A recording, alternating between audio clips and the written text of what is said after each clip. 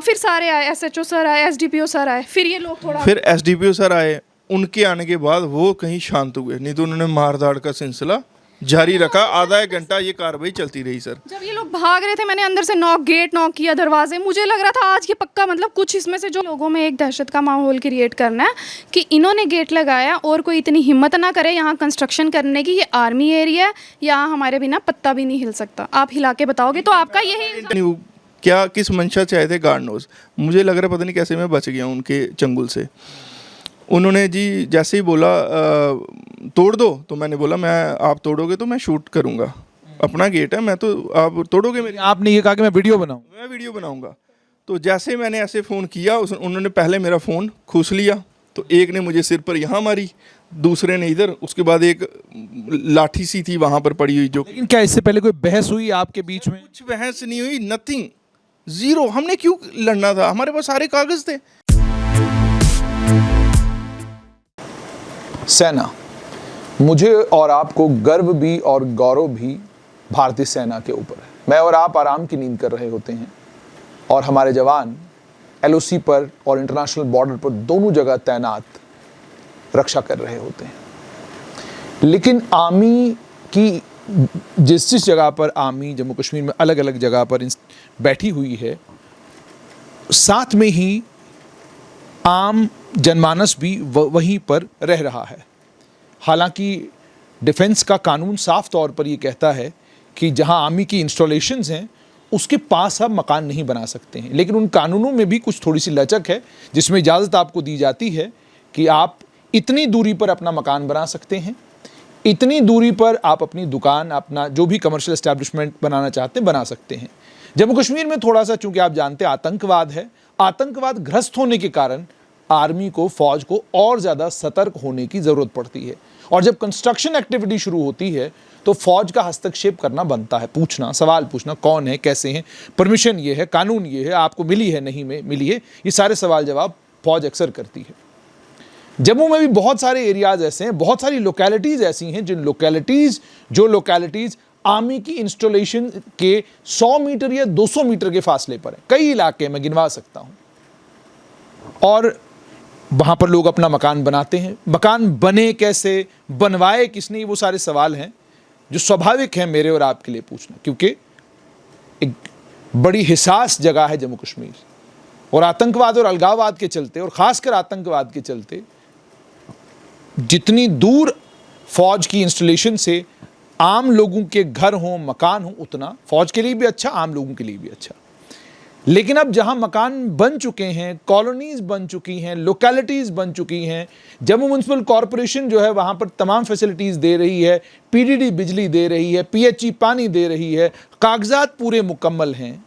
अगर वहां पर भी आर्मी ऑब्जेक्ट करती है तो फिर सवाल पूछना स्वाभाविक बनता है। मेरे साथ विवेक शर्मा है, सरकारी कर्मचारी। आप देख रहे हैं इनके माथे पे पट्टी लगी हुई है, नाक के ऊपर पट्टी लगी हुई है, क्या कारण बना, आइए नहीं से जानते। विवेक जी, सबसे पहले मुझे ये बताइए, आपका जो घर है ये कहाँ पर? सर हम लालेदा बाग एरिया में रहते हैं, मेन। ये किस इलाके में पड़ता है? ये तालाब तिलो से थोड़ा सा जब आगे चले जाएं, उधर लोअर मुट्ठी का एरिया है, वार्ड नंबर 67, म्यूनसिपलिटी वार्ड। अच्छा, क्या ये जम्मू म्यूनसिपल कॉरपोरेशन के अधीन है? बिल्कुल है सर। आपका बिजली पानी का कनेक्शन क्या आपने बाज़ाब्ता तौर पर सरकार से लिया है? मेरे फादर साहब यहाँ 35 साल से, जब इन्होंने घर बनाया, बिजली पानी सारे कनेक्शंस हैं। इवन उस समय वीडियो के अंडर, ब्लॉक डेवलपमेंट अथॉरिटी के अंडर ये एरिया होता था, उस समय उन्होंने एनओसी लेकर, हाउसिंग लोन लेकर ये घर बनाया। अच्छा, ठीक है सर। तो उसके बाद कभी किसी ने आपसे कोई सवाल जवाब आपके मकान की कंस्ट्रक्शन को लेकर पूछा? नहीं सर, इसके बाद हम वहाँ 25-30 साल हो गए हमें रहते, कोई प्रॉब्लम। तो जो फौज की इंस्टॉलेशन है, जो फौज जहाँ पर रह रही है, वो आपके घर से कितनी दूर है? और जो आपका घर है, क्या ये अकेला एक घर है वहाँ पर या एक बड़ी लोकेलिटी? उसमें सर 900 फैमिलीज़ वहाँ लोकेलिटी में रहती हैं और यूनिट के अंदर 500 फैमिली रहती हैं। उन 500 फैमिलीज़ के लिए बाउंड्री बाल है, बंदूकें हैं, तोप है, सब कुछ है, गोला बारूद। बट जो 900 फैमिलीज़ हैं उनको वो 4 दीवारी नहीं करने दे सकते। हमारा बेसिकली बाउंड्री वाल का इशू था। बाउंड्री वाल हमने गिर गई क्योंकि फादर साहब टीचर से रिटायर आए, तो उन्होंने उस समय नौकरी में रहते 4 इंची पतली सी दीवार दी थी, वो गिर गई थी, बीच में बरगद का पेड़ उगा आया था, तो उसको मैंने रिपेयर करने के लिए परमिशन बनवाई। ये डीसी ऑफिस से मैंने एक चिट्ठी निकलवाई और उसके बाद ये स्टेशन कमांडर से, आर्मी के ब्रिगेड कमांडर से ये परमिशन लिए, permission for repair of house is granted. उस परमिशन के बावजूद मैंने सारे कागज़ आर्मी ऑफिशियल्स को उनको दिखाए हुए थे, बट उनमें कुछ 2 बंदे ऐसे हैं जो कि मैं उस पर आऊंगा, लेकिन पहले आपसे ये जानना चाहूंगा, जैसे आपने कहा कि 900 परिवार वहां पर रहते हैं, क्या 900 के 900 परिवारों ने बाउंड्री वॉल अपनी बनवाई है या किसी की बाउंड्री वॉल नहीं?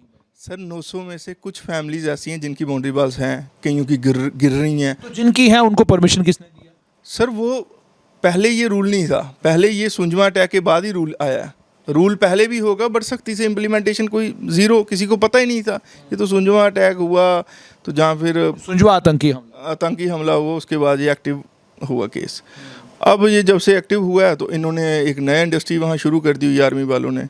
और ये क्या करती हैं जी, जैसे हमारे वहाँ पर कुछ घर इन्होंने बनवाए हैं, बट वो कैसे बनवाए हैं? विदाउट परमिशन, इन्हीं की जोर ज़बरदस्ती से इन्होंने अपने, यानी ये इल्ज़ाम आप लगा रहे हैं कि इन्होंने कुछ लोगों को परमिशन दिया है बनाने का। अब मुझे परमिशन नहीं दिया सर, परमिशन तो कागजी कार्रवाई हमारे पास पूरी है।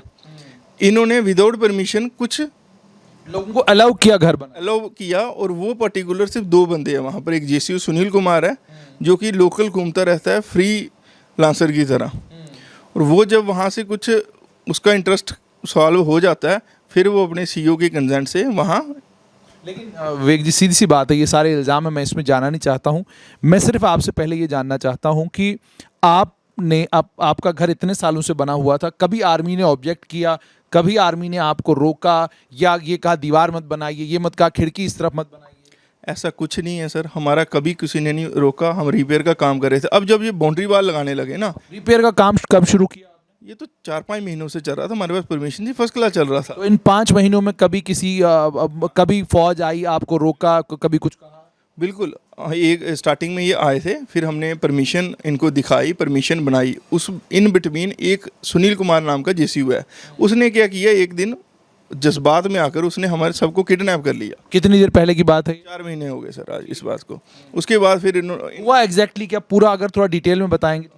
घर बना रहे थे हम, बना नहीं रहे थे, घर बना हुआ था, उसकी रिपेयर का काम चल रहा था।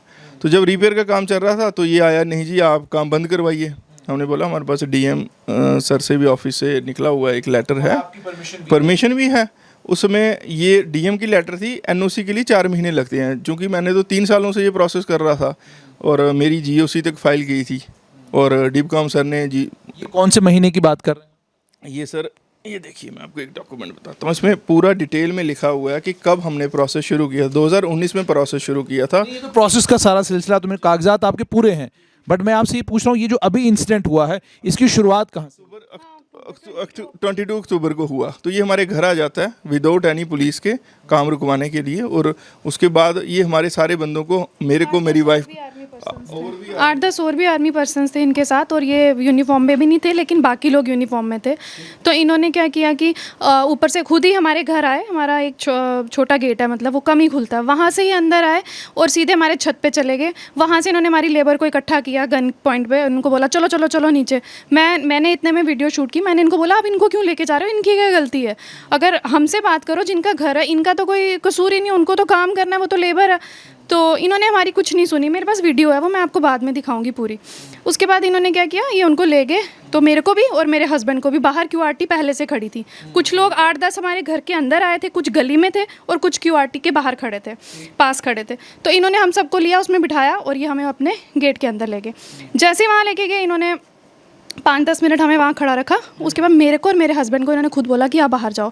हमने कहा हम नहीं जाएंगे, हमारी लेबर अंदर है। इन्होंने हमें भी, मतलब पहले जैसे ही लेके गए, इन्होंने हमारी भी बड़ी हरासमेंट की। हमें बोला तुम लोगों को अब हम बताएंगे कि कैसे घर बनते हैं और कैसे करते हैं। लेबर हमारी उस टाइम गाड़ी में थी। फिर इन्होंने बड़ा, उसके बाद इनको पता नहीं फ़ोन आया या इनको लगा कि ये मसला, ये भी आ गई, लेडी भी आ गई, बिना किसी लेडी आर्मी के या कुछ भी इनको लगा होगा। तो इन्होंने मेरे को और मेरे हस्बैंड को ज़बरदस्ती बाहर निकाला। हमने कहा कि लेबर लेबर भी कहते हैं, लेबर को हमने कुछ, लेबर का हम आपको बाद में बताएंगे, ये 2 बजे की बात है। 5 बजे फिर हमने बाहर हम इनके गेट पे खड़े रहे अपनी लेबर को लेने के लिए, इन्होंने ना हमें कुछ नहीं मतलब गेट खोला ना कुछ। 5 बजे जब 5:30 बजे तब हमने वो जो पुलिस की फ्लाइंग स्क्वाड फ़ोन किया, फ्लाइंग स्क्वाड को फ़ोन किया और फ्लाइंग स्क्वाड आई तो वहाँ मोहल्ले वाले सारे देख रहे थे। फ्लाइंग स्क्वाड आई तो इन्होंने पिछले दरवाजे से, कोई चोर दरवाजे से लेबर बाहर निकाली। एक बैक गेट है वहाँ से, जो कि हमें पता भी नहीं है, पिछली साइड पे है, तो हमारी लेबर वहाँ से घूमती हुई। फ्लाइंग स्क्वाड को अंदर जाने की इजाज़त दे दी? सर जैसे वो गेट पर पहुंचे ये लोग डर गए और इन्होंने चोरी से ऐसे चोरों की तरह उनको बाहर निकाला। उसके बाद क्या हुआ? 4 घंटे वहीं रखा। फिर उसके बाद ये हुआ, फिर हमने उसी दिन पुलिस में कंप्लेंट की कि मुझे मेरे हस्बैंड को ज़बरदस्ती धक्के मार के इन्होंने हमें गाड़ी में चढ़ाया और हमें इनको वहाँ पे बोला तुझे बड़ा ये हम तेरे को बताते हैं अंदर चल के, ये गाड़ी के दौरान ही वहाँ लोगों ने देखा। विवेक जी, आपसे जानना चाहूँगा कि फौज आपको लेकर जाती है और पहली ही बार वो आपको कहते हैं कि तुझे बताते हैं, तुझे दिखाते हैं, इस तरह की लैंग्वेज जो आप कह रहे हैं कि उन्होंने इस्तेमाल की, जाहिर सी बात है इसके पीछे कोई कहानी होगी। पहले ही दिन तो कोई इतनी सारी चीज़ें कहता नहीं किसी को। यही कहानी है सर, यही तो कहानी है, और इसी कहानी की वजह से अभी तक का ये जो चल रहा है ना, जो हम सफ़र कर रहे हैं, वो उनकी ऐसी मतलब उससे पता नहीं उनको ईगो हर्ट हुई है या क्या हुआ उनको, अभी तक हमें समझ नहीं आ रहा, जो हमारा उन्होंने इतना मतलब केस पकड़ के रख लिया, यही कहानी इसमें है। क्या है कि 2 बार वो सुनील कुमार जेसीयू मेरे से घर में आकर मिल चुका, बट मैं उसकी मंशा समझ नहीं पाया क्या है। तो कुछ बोला उन्होंने? उसने बोला आप वहाँ जाओ स्टेशन कमांडर, वहाँ पैसे पूसे दो तो आपको एग्जैक्ट उनके वर्ड्स वर्ड से एनओसी वहाँ मिल जाती है। कैमरा पर बोलते हैं, कल कोर्ट में बाकी जगह पर आपके खिलाफ। क्या उसमें अब उसके बाद फिर वो बोलता हमारी तो 70,000 रुपये है तो हमें ऐसा कुछ नहीं है। तो अब उस चीज़ को मैं समझ नहीं, भांप नहीं पाए हम।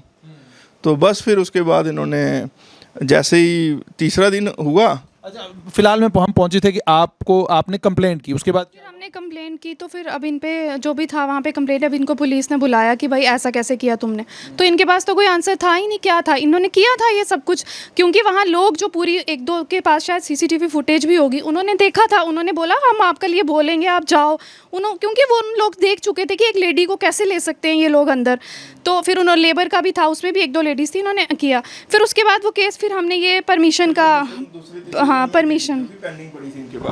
अच्छा, इसका मतलब इस इंसिडेंट के बाद आपको परमिशन मिल गई सर इमीडिएटली। और ये परमिशन एक ऐसी है, रूल की कॉपी में लिखा है कि कभी भी आप परमिशन किसी बाई हैंड सिविलियन को नहीं दे सकते, बट हमें मिल गई। इनकी एमओडी की गाइडलाइन बोलती है आप एनओसी किसी को, एनओसी की कॉपी आपको बाय हैंड मिली है। उसमें ये दी किसने? ये कमांडर ने, जो कि ब्रिगेड हेडक्वार्टर में बैठते हैं। हमारे सामने तो यूनिट, क्या आपसे ये कहा कि आप केस विड्रॉ करिए? हमें ऐसा बड़ा कुछ लालच दिया गया और हमने बोला ठीक है, अब इंडियन की आर्मी है, इनसे तो कोई लड़ने से रहा, ठीक है भाई देश की आर्मी है, जाहिर सी बात है हमारी फौज है, अगर हमारा मसला हल हो गया तो हम केस विड्रॉ करने के लिए तैयार हैं। हमने ऐसा कुछ नहीं आगे कंटिन्यू किया और हम ठंडे होकर बैठ गए। अब ये सारा कुछ होता है रहा। उसके बाद मैंने जहाँ जहाँ वो प्लम्बिंग का काम था, कहीं पाइपें लीक हो रही, वो सारा रिपेयर करवा लिया। अब बाउंड्री वाल लास्ट रह गई थी सर, तो उस समय फिर से ये बंदा एक्टिव हो जाता है, इंस्टेंटली एक्टिव हुआ। 3 दिन के अंदर अंदर ये सारा कांड हुआ। कितने दिन पुराना मसला है? 3 दिन पुराना मसला है, पिछले 3 दिन पुराने। पहले दिन ही आता है, बोलता क्या करा रहे हो? मैं यार सफाई करा रहा हूँ, यहाँ सब्जी लगाएंगे और बच्चे यहाँ से स्कूल जाएंगे, दीवार है हमारी, हमने इसमें गेट लगाना है क्योंकि स्कूल खुल गए हैं, तो बच्चे छोटे घर में कभी आ रहे हैं कभी जा रहे हैं, तो मतलब गेट एक हमने वहाँ इंस्टॉल करने की बोला। बोलता नहीं ये पहले पूछना पड़ेगा। उस दिन तो बड़ा कूल था, तो सेकंड डे थोड़ा हार्श हो गया, नहीं जी आपने किसकी परमिशन से लगाया?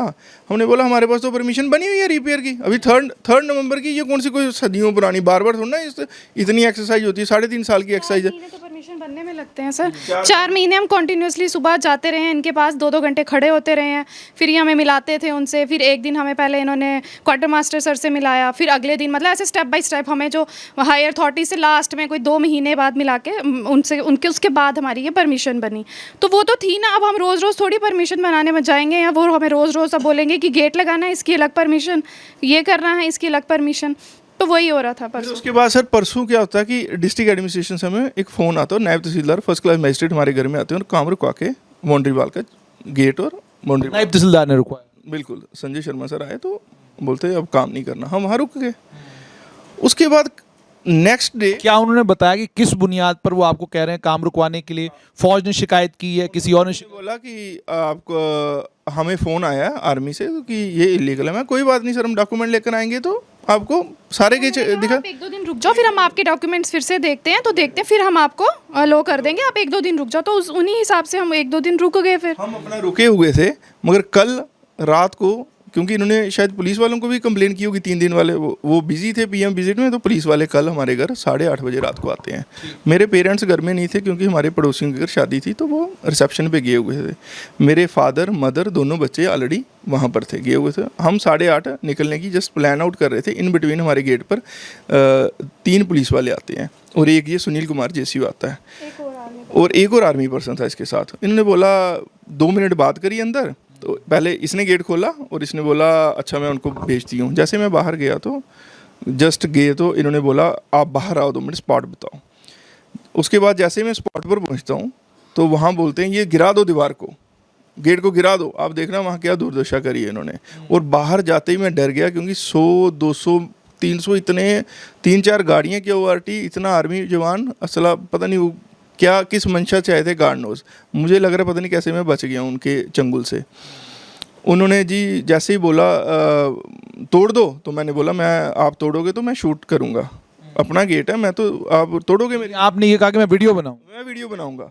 तो जैसे मैंने ऐसे फ़ोन किया उन्होंने पहले मेरा फ़ोन खूस लिया, तो एक ने मुझे सिर पर यहाँ मारी, दूसरे ने इधर, उसके बाद एक लाठी सी थी वहाँ पर पड़ी हुई जो। लेकिन क्या इससे पहले कोई बहस हुई आपके बीच में? कुछ बहस नहीं हुई, नथिंग, जीरो। हमने क्यों लड़ना था, हमारे पास सारे कागज थे। सर आप खुद और आपने कंस्ट्रक्शन भी रोक ली। हाँ 200 लोग था, हमने क्या बहस करनी थी, हमने क्या बहस करनी। 3 पुलिस वाले थे, ना वो बहस कर सकते थे और ना हम, ऐसी पोजीशन में ही नहीं थे हम क्या बहस। मुझे बताइए कि मतलब एक परिवार है, एक दीवार, ये एक घर है, तो उसके लिए 200 लोग आप बता रहे हैं, बहुत ज़्यादा नंबर। वही तो है। उनको लगा कि ये तो गेट इन्होंने लगाया, अब मतलब लोग बोल रहे हैं कि ये गेट लगा, और उनको लगा कि इनके पास परमिशन थी, इन्होंने अपना काम करवा रहे हैं, ये तब से ये मानते नहीं है, या जो भी उनको लगा होगा। हमारे पास तो परमिशन थी, खैर वो परमिशन देखते ही नहीं है, सुनते ही नहीं है, कहते कोई परमिशन नहीं है इसकी, मिलती ही नहीं। हमने कहा आपके वहाँ ब्रिगेड वालों ने दी है हमें, तो आप कैसे नहीं मानोगे। तो वो कहते हम नहीं, मतलब ये नहीं है, ये कोई परमिशन नहीं है, मतलब वो बिल्कुल इसको मानते ही नहीं कि ये कोई डॉक्यूमेंट है इनके पास। तो उसी केसेस में जब क्या हुआ कि फिर उसके बाद मैं बताता हूँ, जैसे मुझे उन्होंने लात गुस्से इतनी ज़ोर ज़ोर से मारा कि मैं उधर थोड़ा सा अनकॉन्शियस फील करने लगा और मैं नीचे गिर गया। तो मेरे को बचाव के लिए वो पुलिस वालों ने बेचारों ने हाथ दिया आगे, और फिर उन्होंने उनको पुलिस वालों को भी बट बुट से मारा, वो जो गन के ऐसे फाइटिंग बट्स होते हैं, और उनको भी काफ़ी ज़्यादा इंजरी आई। अब इतना उस समय भगदड़ थी कि इतना मतलब फास्टली एक्शन हो रहा था, इन बिटवीन वो इंजर्ड हो गए काफ़ी ज़्यादा। फिर फ्लाइंग स्क्वाड आ जाती है वहाँ पर, वो उनको उठाकर लेने लगती है। तो जो बचे हुए फ्लाइंग स्क्वाड वाले कुछ उतरे जिप्स में से, उनको हाँ वो जस्ट थप्पड़ भी उनको, हाँ फ्लाइंग स्क्वाड उनको लेके जो इंजर हो गए, तो वो जा रहे थे खुद ही, अभी तक उनको कोई लेने नहीं आया था, वो जा रहे थे खुद ही, साइड हट रहे थे, तीनों जख्मी हो गए थे वो। तो मैं इतने में बाहर आई, जब मैंने शोर सुना इतना, मैं अपने घर से थोड़ा सड़क पे हमारा दूसरा गेट जो अब नया मतलब वो है, तो थोड़ा मतलब सड़क वाली साइड आता, तो जब मैं वहाँ आई शोर सुन के, तो देखा वो सारे तीनों जख्मी थे।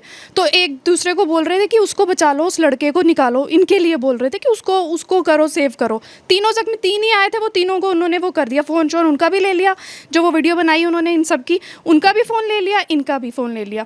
तो इनको बोलते कि इनको वो करो। तो जब मैं आई तो वो ज़ख्मी थे, आपस में बोल रहे थे कि उस लड़के को बचाओ। जब मैं आगे गई मुझे ये दिखे ही नहीं, वो तो साइड हो गए पुलिस वाले, उनको लगी थी बहुत ज़्यादा चोटें।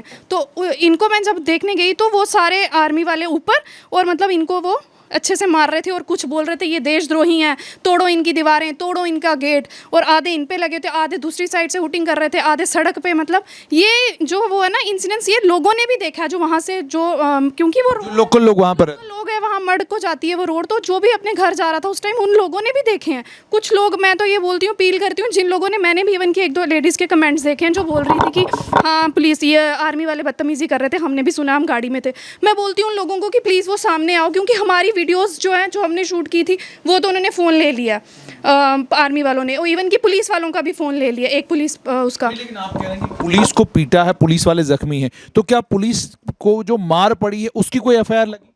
सर उसकी एफआईआर लगी रात को, उनका एमआरआई हुए, वो इंजर्ड हैं, अभी तक हॉस्पिटल में है। वो पीएसआई सुनीत शर्मा करके बता रहे हैं, और उनके साथ 2 अंगरक्षक थे, एक पीएसओ। तो अब इसमें एक एफआईआर लगी है, एक एफआईआर लगी है कि 2? 2 एफआईआर लगी हैं, एक पुलिस की और एक एक हमारे एंड से लगी है, क्योंकि उन्होंने उसके बाद जब ये बीच में आती है, इसको देखो इन्होंने खींचा। बदतमीजी किया उन्होंने मेरे साथ भी, बदतमीजी, और हंस रहे हैं, हूटिंग कर रहे हैं। मैंने उनको बोला, मैंने रिक्वेस्ट की, मैंने कहा अच्छा अब आप प्लीज़ इनको छोड़ दो, मैं हम बंद कर देंगे काम जो भी है। मतलब मैं इतनी परेशान हो गई देख के, पुलिस वाले तो अपने ही, वो तो पहले से ही इंजर्ड हो गए थे, तो वो लोग इनके ऊपर, अब ये बच गए थे तो वो अपना सारा मतलब इन्हीं पे फोकस था उनका। और आधे दीवार, मैंने जैसे बताया, आधी दीवार तोड़ रहे थे, आधे गेट तोड़ रहे थे, ऐसा मतलब माहौल बन गया था वहाँ। मुझे समझ ही नहीं आ रही थी मैं करूँ क्या, और घर पे कोई नहीं था। मतलब मोहल्ले में हमारी शादी थी तो सब लोग वहाँ गए थे, कुछ चंद गिनती लोग ही थे जो वहाँ थे, तो मुझे समझ नहीं आ रही थी मैं किसको करूँ। मैं उन्हीं को रिक्वेस्ट कर रही थी फाइनली, जो इनको मार रहे थे कि प्लीज़ बंद करो, बंद करो, हम नहीं करेंगे काम।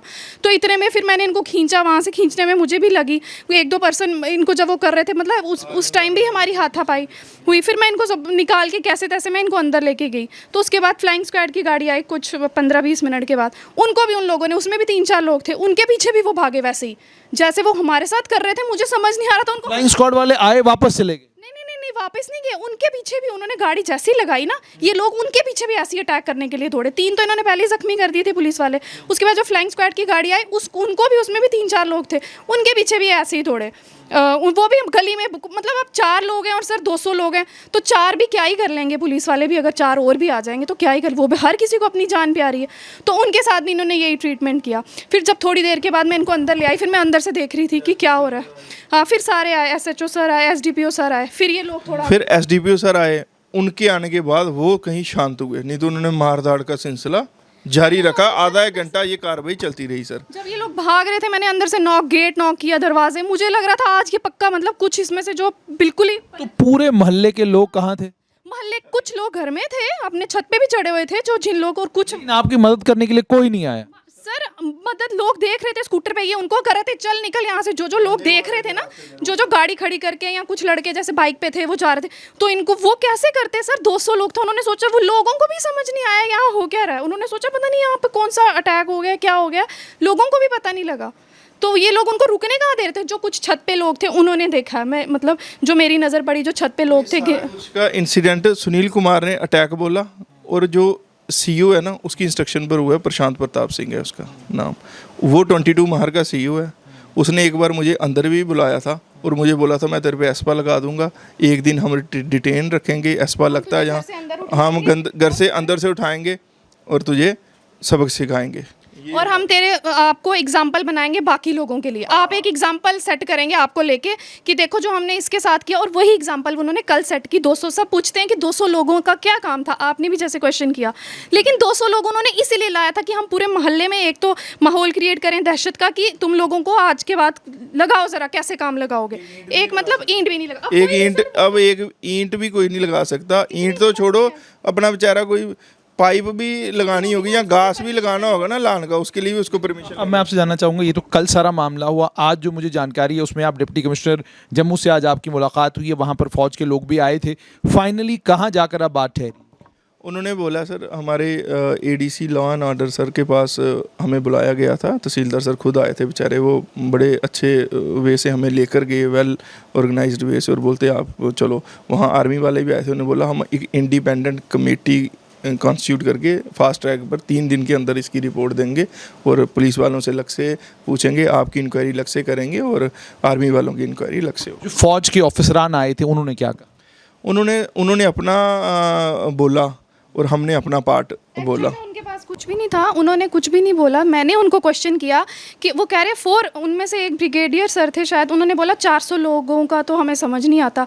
मैंने कहा तो कोई भी कहेगा 400 बहुत बड़ा नंबर होता है, 50-60 लोग कहें आप तो माना भी जा सकता है। उनको आगे से ये क्वेश्चन किया, मैंने कहा अगर सर नंबर हमारा 400 हो गया, आप एक चीज़ कंफर्म कर दो अपने CO सर से, 200 लोग थे, आप लोग मानते हो कि 200 तो थे, 400 चलो हमने नंबर हमारे से इधर उधर हो गया, पर 200 लोग की गारंटी लेते हो? 200 थे, 50 थे, 10 थे, 200 थे, 400 थे, करने के आए थे, विदाउट पुलिस चलो लेकर आए थे, उनको मारने के लिए आए थे। उनकी मंशा क्या थी? हमने कोई मिलिटेंट अंदर रखे हुए थे जो हमें उनको ढूंढने आए थे, करने के आए थे। अगर हम हम कुछ इलीगल कर रहे थे सर, हर चीज़ का एक प्रोसेस होता है, हर वे होता है। ऐसा ऐसा किसने इनको अथॉरिटी दे दी? यानी आप ये कह रहे हो कि नायब तहसीलदार के कहने के बाद आप लोगों ने अपना काम रोक लिया था, काम रोकने के बाद अब झगड़े की कोई वजह या आपको रोकने के लिए या आपके घर आने के लिए कोई बात नहीं थी। अब जो भी बात थी वो नायब तहसीलदार और फौज के बीच में या एडमिनिस्ट्रेशन और फौज के बीच में होती, आप भी अपना पक्ष वहां पर जाकर रखते। उसके बीच में ये जो इंसिडेंट हुआ ये नहीं होना चाहिए। बिल्कुल सर, नहीं होना चाहिए था। और इन्होंने किस इंटेंशन से किया ये अब यही जानते हैं बेटर वे में कि लोगों में टेंशन यही थी कि लोगों में एक दहशत का माहौल क्रिएट करना है कि इन्होंने गेट लगाया और कोई इतनी हिम्मत ना करे यहाँ कंस्ट्रक्शन करने की। ये आर्मी एरिया है, यहाँ हमारे बिना पत्ता भी नहीं हिल सकता। आप हिला के बताओगे तो आपका यही इंटेंशन थी। अगर हम इनको कुछ सुनील कुमार जी से टाई अप कर लेते तो शायद ये हम आज इस चक्कर में नहीं पड़े होते। विवेक जी, मसला ये है कि जब हम फौज को लेकर बात करते हैं तो कोई भी इल्ज़ाम अगर हम लगाते हैं उस पर यकीन करना ज़रा मुश्किल है। मुश्किल इसलिए है क्योंकि इसके लिए सबूत हैं, तथ्यों के आधार पर आपको बात करनी है। देखो, ये कागज़ बनाने में हम 4 महीने वहाँ एक्सरसाइज करते रहे हैं, अंदर बाहर जाते रहे हैं। ये सुनील कुमार और जेसीयू की यूनिट आए हुए वहाँ 7-8 महीने हुए हैं। इन्होंने आते ही जो वहाँ पुराने 10 दुकानें थी ना, अंदर यूनिट के अंदर एक दुकानें होती हैं, नाई की दुकान होती है, मोमो बेचने वाले की होती है, टायर पंचर लगाने वाले की होती है, वो सारी दुकानें सेल ऑफ करी, ऑक्शन करी हैं और हाई वैल्यू पर करी हैं। मतलब जो इनका सब लोग इनसे परेशान है, एक हम ही नहीं है। अगर आप ग्राउंड लेवल पे जाओगे ना तो आपको पता लगेगा कि सिर्फ एक हम ही नहीं है। आज कितने लोग आए थे जब हमने रोड ब्लॉक किया था? वो कौन लोग थे? वो वही लोग थे जो हमारी तरह परेशान है पहले से। लेकिन वो भी वही होता है ना, एक्शन तो आप चाहती क्या? हम यही चाहते हैं, प्रॉपर इंक्वायरी हो, पता लगे कि क्या है। और ये जो इन्होंने पहले हमारे साथ किया नवंबर, जो आपकी कंस्ट्रक्शन रुक गई है उसका क्या? कंस्ट्रक्शन तो बात की बात है, पहले ये जो मेरे हस्बैंड का इन्होंने किया, ये सारा इसका हिसाब कौन देगा? और जो वहाँ पे मेरे बच्चों की या हम सबका वहाँ पे इन्होंने क्या है वहाँ पर सर, अभी हमारा गेट खुला पड़ा हुआ है। अगर ये रात को फिर आगे, फिर कौन जिम्मेवारी लेता?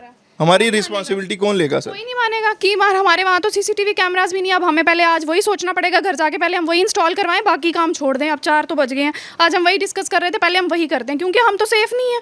जैसे इन्होंने कल इन्होंने सर 8:30-9 बजे कितने लोग आ जा रहे होते हैं, उन सबके सामने इन्होंने ये चीज़ की। तो रात को 2 बजे तो ये आराम से, अब तो हमारा गेट भी तोड़ा हुआ है, इन्होंने आराम से ये सामने से आएंगे और कुछ भी करके चले जाएंगे। हम किसको बोलेंगे बाद में? बहुत बहुत शुक्रिया। तो ये विवेक शर्मा जी और उनका परिवार है। आपने सुना कि ये लालेदा बाग, ये तलातुल 22 ये लालेदा बाग में रहते हैं। वहाँ पर फौज की एक यूनिट है। जो कुछ हुआ है इसकी इन डेप्थ इंक्वायरी होना बहुत ज़्यादा ज़रूरी है। गंभीर आरोप लगाए हैं विवेक जी ने फौज के कुछ ऑफिसरान के ऊपर। उम्मीद और तवक्का ये कि फौज इन्हें निराश नहीं करेगी। निराश इसलिए नहीं करेगी क्योंकि सिर्फ विवेक ही नहीं, इनकी धर्मपत्नी ही नहीं, हम सब भारतीय सेना पर गर्व भी करते हैं और बहुत ज़्यादा विश्वास भी करते हैं इस इंस्टीट्यूशन पर। आप ये हिसाब लगाइए कि यकीन की कोई इंतहा ही नहीं है। लोग इतना ज़्यादा यकीन फौज के ऊपर करते हैं, विश्वास करते हैं। ये जब अपनी कहानी भी सुना रहे हैं तो मैं देख रहा हूँ अलग अलग फेसबुक पेजेस के ऊपर मुझे दिख रहा है कि लोग कमेंट्स में ये कह रहे हैं कि हम मानने के लिए तैयार नहीं कि हमारी फौज कभी ऐसा कर सकती है। यही कुछ विचार और यही कुछ सोचना, मानना मेरा, विवेक जी का, इनकी धर्मपत्नी का, सबका यही मानना है। लेकिन ये हुआ है क्योंकि ये आप देख सकते हैं कि चोटें लगी हैं, पुलिसकर्मी जख्मी हैं, एफआईआर लगी है, गंभीर है आरोप। इन आरोपों का इन्वेस्टिगेशन पीआरओ डिफेंस को करना चाहिए। इस मामले का संज्ञान नॉर्दर्न कमांड को लेना चाहिए क्योंकि ये जो हुआ है ये बड़ा गंभीर हुआ है। और जहां तक फौज, जहां जिस भी जगह जम्मू पर में स्टेशनड है, जहां जहां फौज के कैंप्स हैं, जिस जगह पर फौज की इंस्टॉलेशंस हैं, उसके आसपास जितनी भी बिल्डिंगें बनी हैं, जितनी भी कंस्ट्रक्शन हुई है, इस कंस्ट्रक्शन की इजाज़त किसने दी है? ये कंस्ट्रक्शंस कैसे होने दी गई हैं? अगर अवैध हैं, गलत हैं, नहीं होनी चाहिए, आज अगर रोका जा रहा है तो जिस समय ये हुई हैं उस समय किसने करने दी है? ये बहुत बड़ा सवाल है। ये सवाल बड़ा गंभीर सवाल है। सुंजवा में अटैक हुआ, आतंकी सुंजवा तक पहुंच गए। उससे पहले आपको ये भी याद होगा आतंकी हमला हुआ था। ये सारी बड़ी गंभीर चीजें हैं। और ये जितनी भी कंस्ट्रक्शन हुई है, ये कंस्ट्रक्शन रातों रात, जैसे हम आज कहते हैं कि जेडीए वाले अपना बुलडोजर लेके पहुंच जाते हैं, लेकिन जब बिल्डिंग बन रही होती है तब कोई नहीं जाता। तो कानून सबके लिए बराबर है। उम्मीद और तवक्का ये नॉर्दर्न कमांड, भारतीय सेना विवेक जी को, इनके परिवार को और देश को निराश नहीं करेगी।